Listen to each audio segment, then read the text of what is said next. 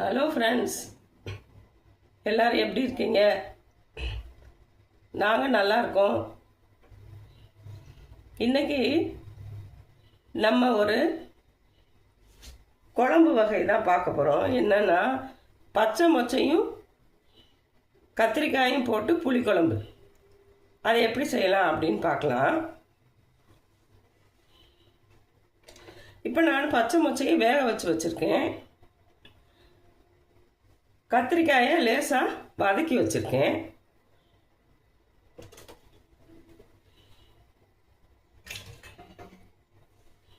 இப்போ நம்ம வதக்கி அரைக்க வேண்டிய பொருள்லாம் பார்த்துக்கலாம். வடசட்டியில் எண்ணெய் ஊற்றிக்கலாம். எண்ணெய் ஊற்றிட்டு வெங்காயம் ஒரு 10 வெங்காயம் போல் போட்டுக்கலாம்.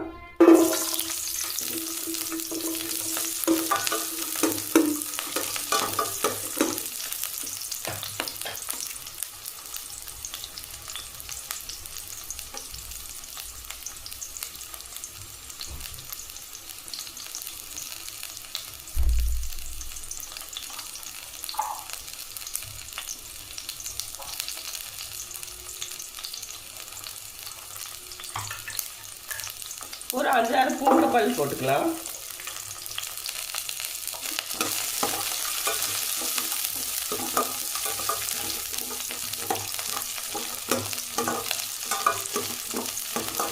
மொச்சை பயிரில் கொஞ்சம் கேஸ் ஐட்டம் அப்படின்றதுனால பூண்டு போடுறது நல்லது.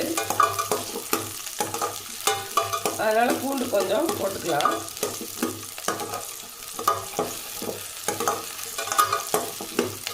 இப்போ இதோட சேர்த்து தக்காளி 2 தக்காளி கட் பண்ணி வச்சுருக்கேன். 2 தக்காளியையும் போட்டுக்கலாம்.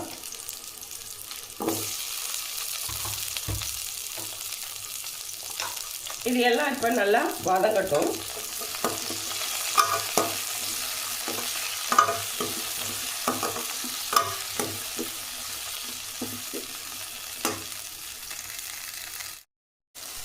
இதில் இப்போது நம்ம வெங்காயம் தக்காளி வதங்கிடுச்சு ஃப்ரெண்ட்ஸ். இப்போ இதில் நம்ம மிளகு சீரகம் ஆட் பண்ணிக்கலாம்.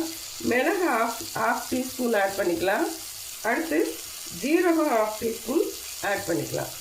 இதை ஆட் பண்ணிவிட்டு இதை லேசாக வதக்கிக்கலாம். வதக்கிட்டு இதை எடுத்து வச்சிடலாம். இதை அரைக்கிறதுக்காக எடுத்து வச்சிடலாம். இதில் கருவேப்பிலையும் போட்டிருக்கேன். உங்களுக்கு தேவைன்னா நீங்கள் தேங்காய் போட்டுக்கலாம். தேவைப்படுறவங்க தேங்காய் ஒரு சில்லு தேங்காயும் போட்டுக்கலாம். அதுவும் குழம்பு நல்லா டேஸ்ட்டாக இருக்கும். நான் பொதுவாகவே எந்த குழம்புக்கும் தேங்காய் அதிகமாக யூஸ் பண்ணுறதில்ல. அதனால் தேங்காய் நான் போடலை.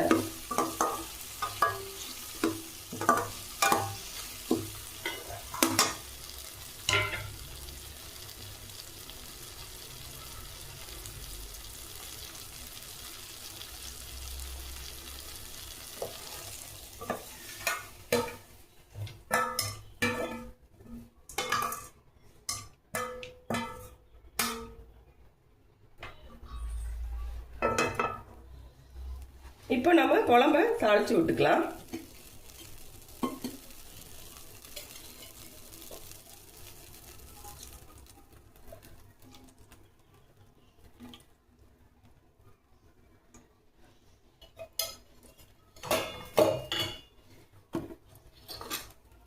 இப்போ தாளிக்கிறதுக்கு கடுகு உளுந்தம்பருப்பு கொஞ்சம், சீரகம்,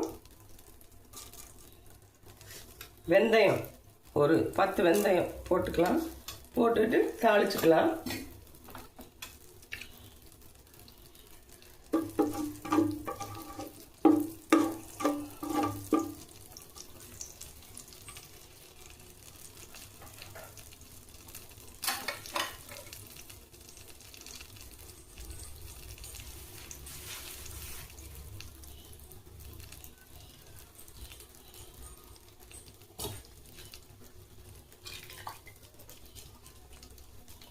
இப்போ கடுகு வெடிச்சிருச்சு, வெந்தயம்லாம் நல்லா செவந்துருச்சு.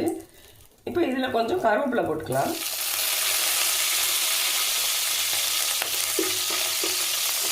கருவேப்பிலை போட்டுட்டு பெரிய வெங்காயம் ஒரு பெரிய வெங்காயம் வெட்டி வச்சுருக்கேன். அந்த பெரிய வெங்காயத்தை போட்டுக்கலாம். போட்டு வதக்கிக்கலாம்.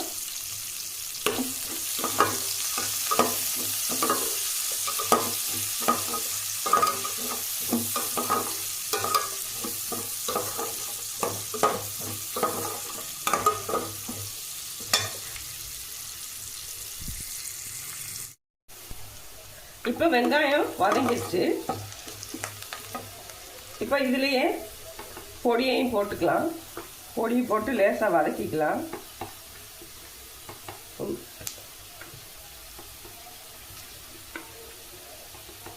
நான் 4 ஸ்பூன் பொடி போட்டிருக்கேன்.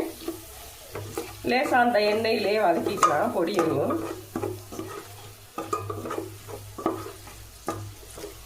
ஒரு 2 நிமிஷம் வதக்கினா போதும், இல்லைன்னா தீஞ்சிடும். அதிலே கத்திரிக்காயையும் போட்டுக்கலாம்.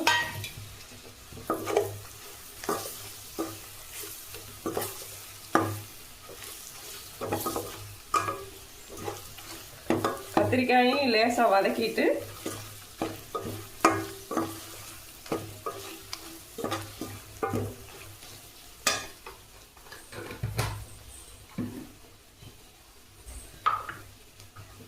இப்போ அரைச்சி வச்சுருக்க மசாலாவை போட்டுடலாம். நம்ம வதக்கணும்ல வெங்காயம் தக்காளி, அது அரைச்சி வச்சுருக்கேன். அரைச்சி வச்சுருக்க மசாலாவையும் இதில் போட்டுக்கலாம்.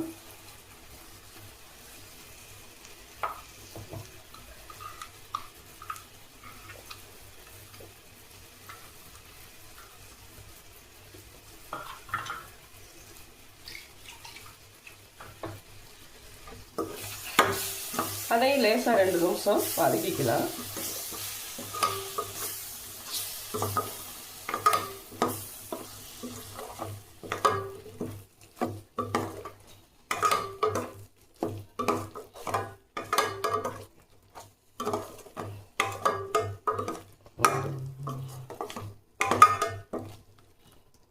இப்போ வதக்கிட்டோம் ஃப்ரெண்ட்ஸ்.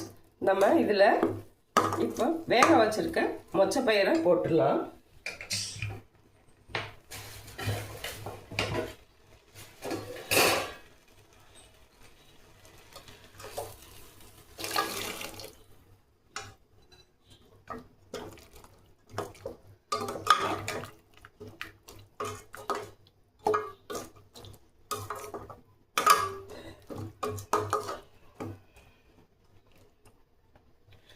வேக வச்சிருக்க மொச்சப்பயிரை போட்டாச்சு. இப்போ உங்களுக்கு தேவையான அளவுக்கு தண்ணி ஊற்றிக்கலாம்.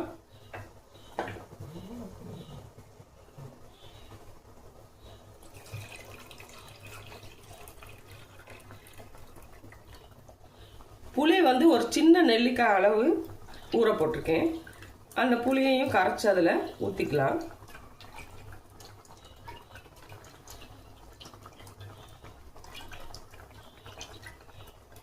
நீங்கள் உங்களுக்கு தேவையான அளவுக்கு புளி போட்டுக்கலாம். எவ்வளோ புளிப்பு தேவையோ அவ்வளோ புளிப்பு போட்டுக்கலாம். ஆனால் ஒரு சின்ன நெல்லிக்காய் அளவு புளி போதும்.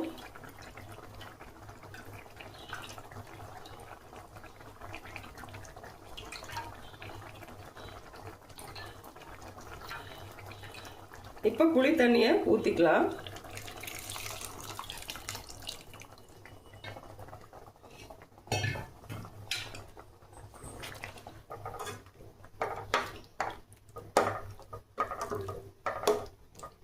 புளி தண்ணி ஊற்றிட்டோம். தேவையான அளவு உப்பு போட்டுக்கலாம்.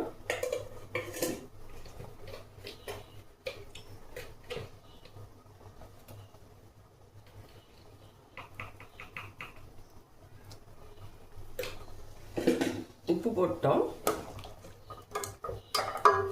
இப்போ குழம்பு மூடி வச்சு வேக வச்சுக்கலாம். குழம்ப இன்னும் கொஞ்சம் வேணும்னா தண்ணி ஊற்றிக்கலாம்.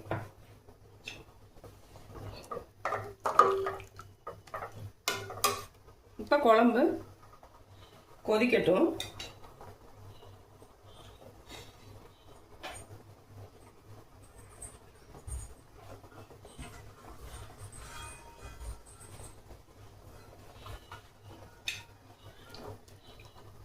டேஸ்ட் பார்த்துக்கலாம், உப்பு புளிப்பெல்லாம் கரெக்டாக இருக்கான்னு.